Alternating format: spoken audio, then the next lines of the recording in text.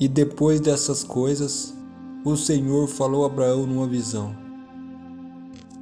Não tenha medo, Abraão. Eu sou o seu escudo. Grande será a sua recompensa. Mas Abraão perguntou: Ó soberano Senhor, que me darás se continuo sem filhos? E o herdeiro do que possui é Eliezer de Damasco?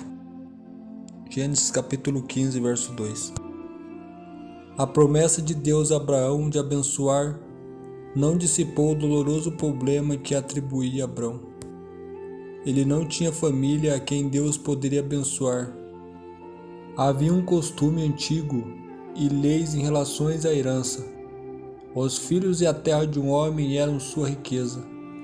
Geralmente, o filho mais velho recebia o direito de primogênito. Isso lhe dava o direito de receber porção dobrada da herança.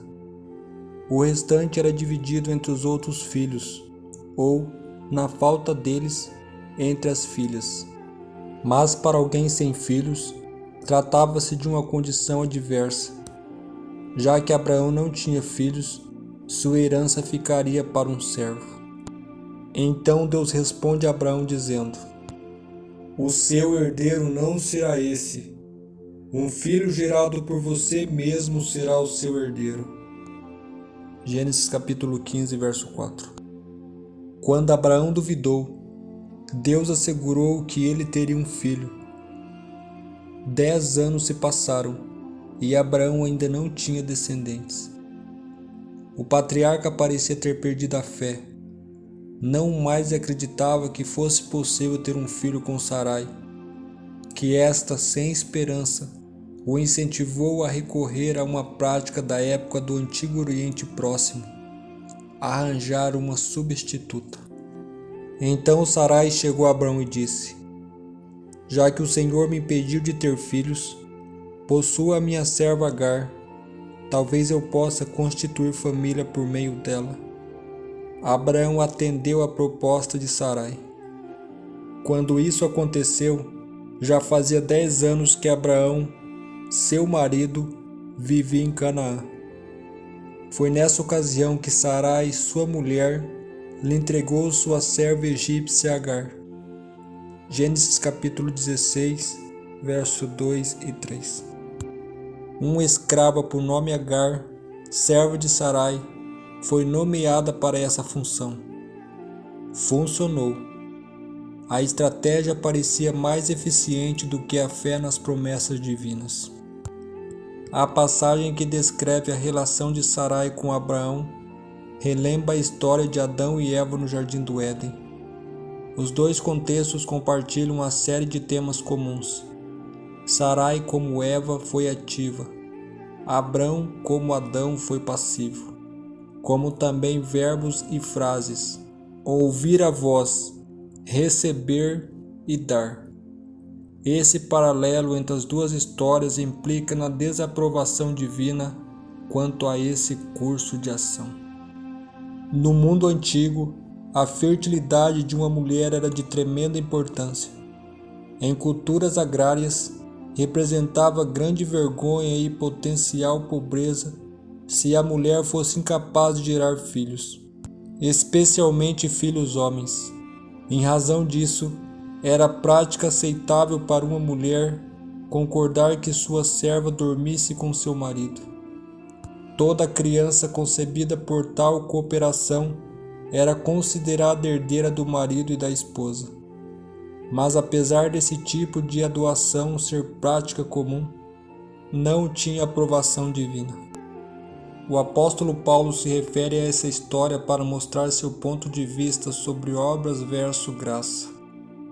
Assim disse ele: O filho da escrava nasceu segundo a carne, mas o filho da livre nasceu mediante promessa.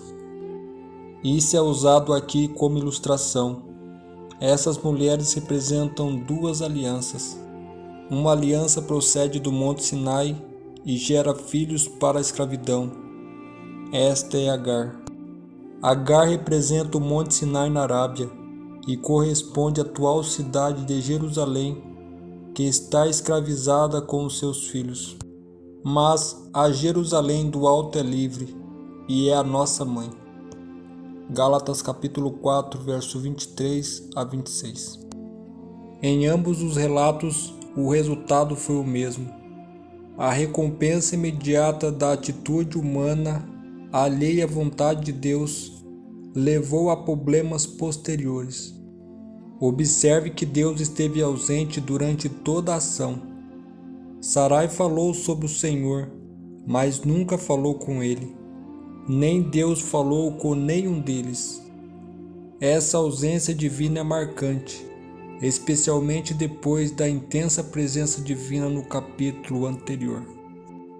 Aconteceu que, depois que Agar se viu-se grávida, começou a tratar com relevância sua senhora.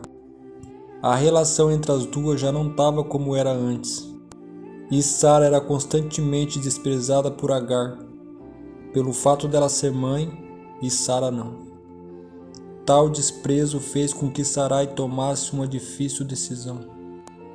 Disse ela a Abrão: caia sobre você a confronta que venho sofrendo. Coloquei minha serva em seus braços, e agora que ela soube que engravidou, despreza-me. Que o Senhor seja juiz entre mim e você. Então Abrão respondeu a Sarai: sua serva está em suas mãos. Faça com ela o que achar melhor. Então Sarai tanto maltratou Agar que esta acabou fugindo. Gênesis capítulo 16, versos 5 e 6. Deus apareceu a Agar somente depois que ela saiu da casa de Abrão. Essa aparição inesperada revela a presença do Senhor, apesar do esforço humano para agir sem ele.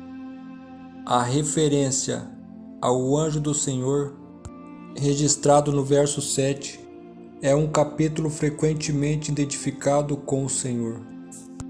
Dessa vez foi Deus quem tomou a iniciativa de anunciar a Agar que ela daria à luz um filho, Ismael, cujo nome significa Deus ouve. Ironicamente, a história que termina com a ideia de ouvir ecoa com o ato de ouvir no início da narrativa, quando Abrão ouviu a voz de Sarai. O encontro de Agar com Deus nos lembra que Deus honra suas promessas, inclusive quando seu povo faz da própria vida uma desordem. A história de Agar nos relata que, embora Deus estivesse focado no seu relacionamento com Abrão e os seus descendentes, sua compaixão foi suficientemente grande para abraçar outros também. Deus fez uma aliança com Abraão. Essa aliança há um sinal. Que sinal é esse? Essa resposta veremos em nossa próxima lição. Que Deus os abençoe e até a próxima.